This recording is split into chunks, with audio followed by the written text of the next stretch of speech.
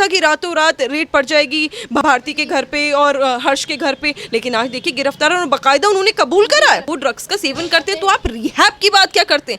आप देखिए रिहैब की बात तब होती है जब हर्ष और उनकी बीवी भारती खुद आए होते और कहते कि हमें इस चीज की लत है, चाहे आप हॉस्पिटल में जाके कहते। जाहिर सी बात है ना, बौखलाना तो मुझे लगता है कि पहले से ही लाजमी था, क्योंकि इन्हें पता होता है कि कौन कौन इन चीजों में इन्वॉल्व है। अब फर्क क्या हुआ है? अब असल में ये हुआ है कि जब रेड पड़ रही है तो पता चल रहा है कि बड़े बड़े नाम, जो नामी गिरामी लोग हैं, इतने बड़े बड़े लोग हैं, सब जिनका बड़े बड़े लोगों के साथ उठना बैठना है, रात दिन का खाना पीना, पार्टी एनिमल्स हैं, उन लोगों के नाम सामने आ रहे हैं। तो कहीं ना कहीं जो एनसीबी की भी जो कार्रवाई में कमी रही, जो इन लोगों की कार्रवाई में कमी रही, जो इनकी जांच में कमी रही, वो भी सामने आएगी। बॉलीवुड में से जिस तरीके से नए नए नाम निकलकर सामने आ रहे हैं, बड़ा कलाकार हो या फिर छोटा कलाकार हो, सबके नाम आ रहे हैं। नवाब मलिक ये कहते हैं कि जो भी ड्रग्स पकड़े जा रहे हैं उन्हें जेल में न डालो बल्कि रिहाब में डाला जाना चाहिए उन्हें। ये बहुत ही बड़ा बयान है अपने आप में कि आप इस तरह की बयानबाजी कर देते हैं कि जो भी पकड़े जा रहे हैं उन्हें रिहैब में डालिए।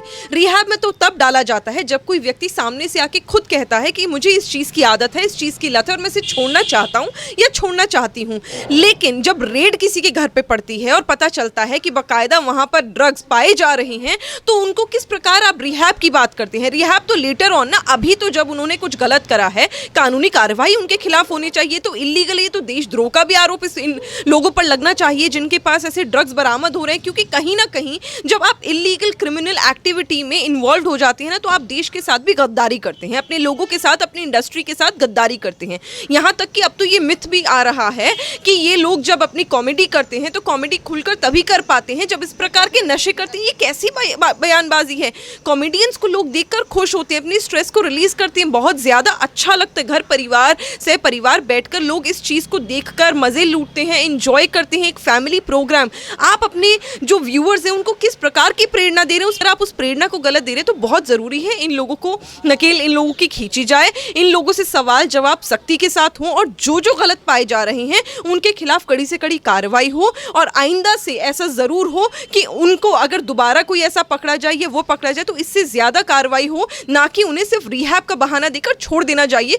क्योंकि ये तो बहुत ईजी अफेयर हो गया ना कि अगर आपके पास कोई ऐसी गांजा, अफीम जैसी बड़ी चीज बरामद होती है तो आपको पता है कि आप 6 महीने के लिए चले जाएंगे रिहैब, ठीक हो जाओगे, उसके बाद आप बाहर आ जाओगे, तो आपको सजा कहाँ मिली?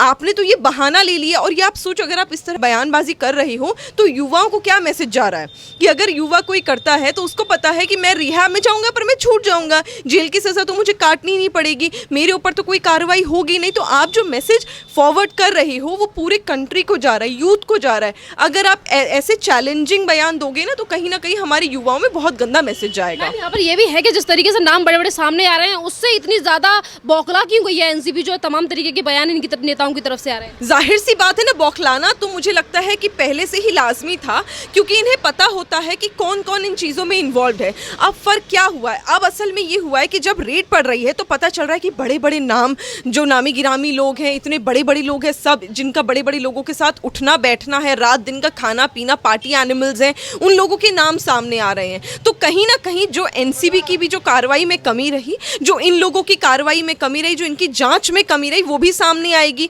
कोई ऐसा भरोसा नहीं है कि कल कुछ ऐसे पॉलिटिशियंस का भी नाम जो शिवसेना के हों ऐसे सामने आ जाए जिनका पता चले कि हाँ इन्होंने भी कोई ऐसे काम करे। तो ये मुझे लग रहा है कि पहले से एक लाइन ऑफ कंट्रोल, जिसे मैं कहूँगी, खींचने की कोशिश है, क्योंकि आपको पता है कि कल ऐसे नामची लोग सामने आ सकते हैं जिनको आपको बचाना मुश्किल हो जाएगा। तो अगर आप आज ही बोल देंगे कि ये तो रिहैब तक आप सीमित रखिए, तो आपको पता है कि कल वो लोग भी बचेंगे। तो ये तो आप पहले ही एक परसेप्शन लोगों के लिए क्रिएट कर रही हैं। तो समझ आ रहा है कि दाल में कुछ ना कुछ तो काला है और कुछ पक रहा है। जैसे जैसे बड़े बड़े नाम सामने आ रहे हैं तो आज नवाब मलिक इस तरीके का बयान दे रहे हैं, और इससे पहले संजय राउत ने भी ये कहा था कि जो भी ड्रग्स लेने वाले पकड़े जा रहे हैं उन पे सिर्फ रोक लगाए, उनको गिरफ्तार ना करे। एक बार कभी शिवसेना इस तरीके के बयान देती है, कभी एनसीबी बयान देती है। देखिए, जाहिर सी बात है ना, शिवसेना तो बोलेगी। जब शिवसेना को पता है कि बाटिल और ड्रग माफिया में इन्वॉल्व है, जब पता है उन्हें, जाहिर सी बात है ना, संजय राउत इस तरह के बयान देंगे, क्योंकि उन्हें पता है कि अगर आज संजय राउत बोल रहे हैं ना तो कहीं ना कहीं अपने आप को बचाने की कोशिश की जा रही है। क्योंकि इन्हें पता है, जैसे मैंने कहा, इन्हें पता है कि कल ऐसे नाम सामने आने वाले हैं जिनके लिए इनको सपोर्ट करना पड़ेगा। तो ये खुल के तो सपोर्ट कर नहीं सकते, तो कैसे बचाएं? ये तो बोल नहीं सकते कि नहीं नहीं कोई बात नहीं, आप छोड़ दीजिए, जाने दीजिए। तो ये कैसे बचाएं? तो ये उस कार्रवाई से बचाना चाहते हैं, जेल की सलाखों से बचाना चाहते हैं, सुप्रीम कोर्ट, हाई कोर्ट से बचाना चाहते हैं। इसलिए इन्होंने रिहैब का नया बहाना ले लिया। ये सारे बहाने हैं, और बहाने सिर्फ इसीलिए क्योंकि आपको पता है बड़े बड़े लोग इसमें इन्वॉल्व हैं, सिर्फ इसका सेवन करने में नहीं, इसकी तस्करी करने के लिए इन्वॉल्व है। और कोई भरोसा नहीं है कि यहाँ पर सिर्फ हिंदुस्तान में इन लोगों की वजह से महाराष्ट्र में सिर्फ इंपोर्ट ना होता, हो सकता है एक्सपोर्ट भी होता, क्योंकि सबको पता है सबसे बड़ा इंपोर्ट एक्सपोर्ट का कारोबार महाराष्ट्र और बंबई से चलता है। सबको पता है पानी के थ्रू, दरिए के थ्रू वहां से इंपोर्ट एक्सपोर्ट चलता है। तो कोई भरोसा नहीं है कि ये लोग करवा रहे हों और इन लोगों ने ऐसे अपने टट्टू वहां रखे हुए हैं जिनके माध्यम से ये काम होते हो। तो आप अपने आप को पहले बचा रहे हैं और जनता समझ रही है इस बात को। बॉलीवुड में से बॉलीवुड में से बड़े बड़े कलाकारों के नाम निकलकर सामने आ रहे हैं और उन्हीं को बचाने के लिए ये सरकारें इस तरीके के बयान दे रही हैं। और इससे पहले उद्धव ठाकरे ये भी कह रहे थे कि बॉलीवुड को बदनाम करने की कोशिश की जा रही है। उद्धव ठाकरे को तो ना चुल्लू भर पानी में डूब मरना चाहिए। मुझे शर्म आती है उद्धव ठाकरे को ये बोलते हैं कि वो इतनी बड़ी सरकार बनाकर बैठे हैं और आज इतने बड़े बड़े नाम आ रहे हैं और ये गायब है।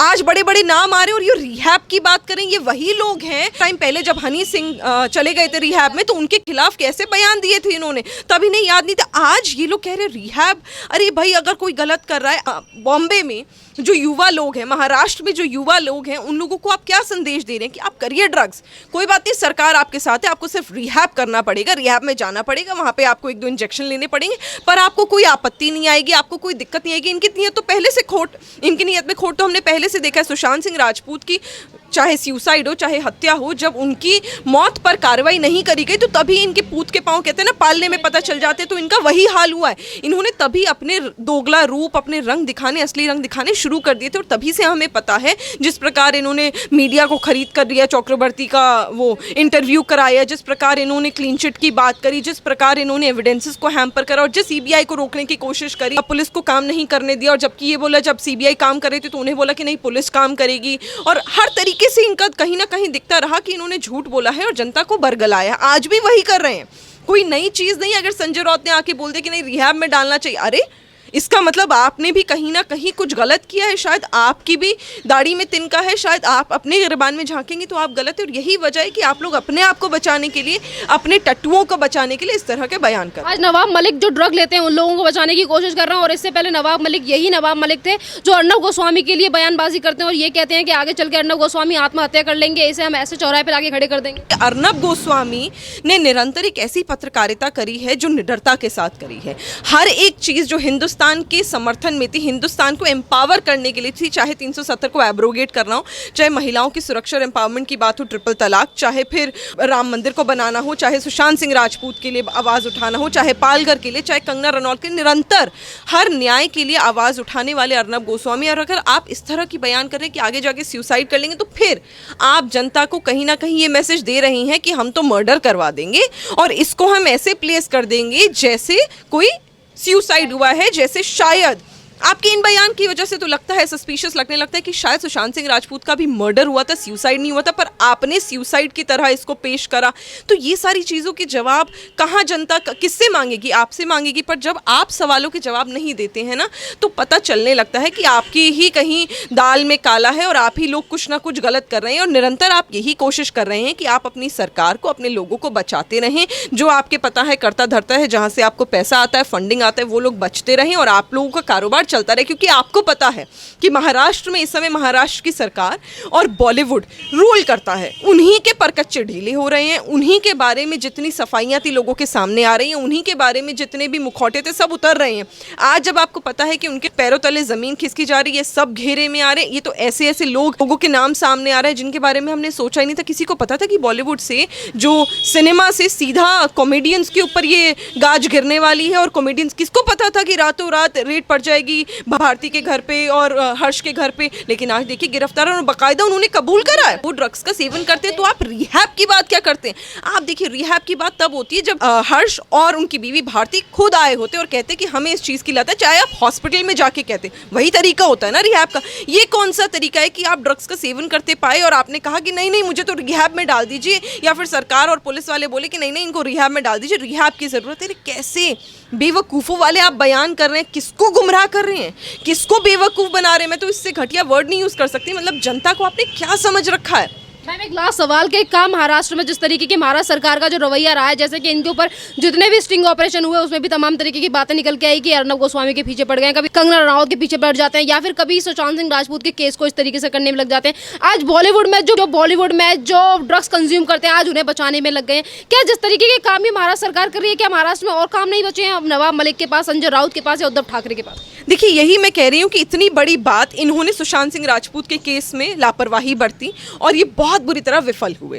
कंगना रनौत के ऊपर इन्होंने किस प्रकार का अत्याचार करा ये भी जनता को दिखा, साफ दिखा। उसके बाद बॉलीवुड माफिया को, बॉलीवुड जो ड्रग कार्टेल चलता है, मैं पूरे बॉलीवुड के लोगों को माफिया नहीं कहूंगी, पर जो ड्रग कार्टेल चलाते हैं उनका सपोर्ट करते हैं, आपने उनको कोई खिलाफ कोई कार्रवाई नहीं करी, आपने सवाल जवाब नहीं करे। बाकी आपने सबको अर्नब गोस्वामी को कटघरे में लाके खड़ा कर दिया, जबकि वो फ्रीडम ऑफ प्रेस और फ्रीडम ऑफ स्पीच दोनों चीज़ों की वो हकदार है। अगर आपने नहीं करा तो कहीं ना कहीं समझ आने लगता है कि आप अपने आप को बचाने की कोशिश करें। असल में आप क्या कर रहे हैं? क्या जनता को नहीं दिख रहा कि आप लोगों ने किस प्रकार इसमें खेला है अर्नब गोस्वामी के साथ? आप क्या जनता को नहीं दिख रहा कि आप लोगों ने वो जो स्कैम करा है इतना कि 900 करोड़ का, कि इतना सारा पैसों का तालमेल, इतने सालों से आप लोग उन लोगों से डील कर रहे हैं और फिर आप रातों रात अर्नब गोस्वामी को उठवा लेते, वो भी उन लोगों के माध्यम से उठवाते हैं जो जाकर आतंकवादियों को गिरफ्तार करते, जो जाकर रेड करते हैं आतंकवादियों के घरों पे जहां पे हथियार मिलते हैं, बरामद होते हैं। यहाँ पे आप अर्नब गोस्वामी को उठा रहे हो, तो ये पता चल रहा है कि ये जो आपका तालमेल पीछे से निकल के आया ना